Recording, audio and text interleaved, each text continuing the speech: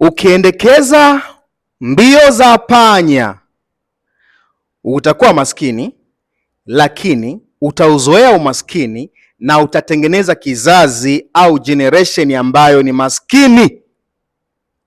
Mbio za panya. Mbio za panya ni nini? Unapata hela. Baada ya kupata hela,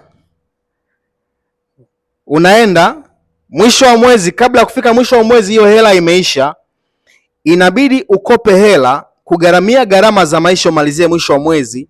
Kwa mwezi unapokuja kuanza tena, inabidi tena ukope hela, ulipe madeni kwanza. Baada ya kulipa madeni, unabakia na hela kidogo. Baada ya hapo hela inaisha tena, unakopa tena hela nyingine. Kwa hiyo unakuwa ni mtu wa kukopa miaka yako yote ili ugharamikie gharama za maisha.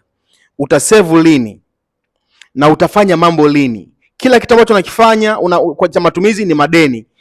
Sasa nikwambie, hiyo sio mbaya, hiyo ni kawaida katika kila mwanadamu, inamtokea kwa sababu unakuwa hujasimama bado. Shida ni kuzoea huu mfumo huu wa mbio za panya.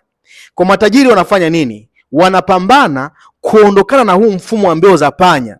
Hawauzoei huu mfumo wa mbio za panya, hawawi comfortable, wanaukataa, wanaushinda, wanapambana kuushinda huo mfumo na wanaushinda. Maskini wapo comfortable na mfumo wa mbio za panya mpaka wanazeeka. Kilichomo kwenye akili yao wenyewe ni kopa kwa ajili ya madeni madogo madogo ya kugharamikia gharama za maisha. Kabla mwezi haujaisha hela imeisha.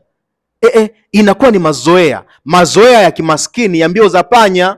Ndugu yangu, usizoe huu mfumo. Ndio maana kama wewe ni mwajiriwa, tafuta biashara za kufanya ili usiwe katika huu mfumo. Income yako iwe kubwa, izidi matumizi yako, ubakize hela nyingine kwa ajili ya kufanya mambo ya maana. Lakini wewe kama ni mfanyabiashara, angalia biashara ya kipato endelevu ambayo inaweza kukusaidia kuweza kuondokana na huu mfumo. Sikia nikwambie, huenda imekusaidia. Mshirikishe na mwenzio. Ni Millionaire Mentor Mr. Joseph, billionaire ndo bandola hapa.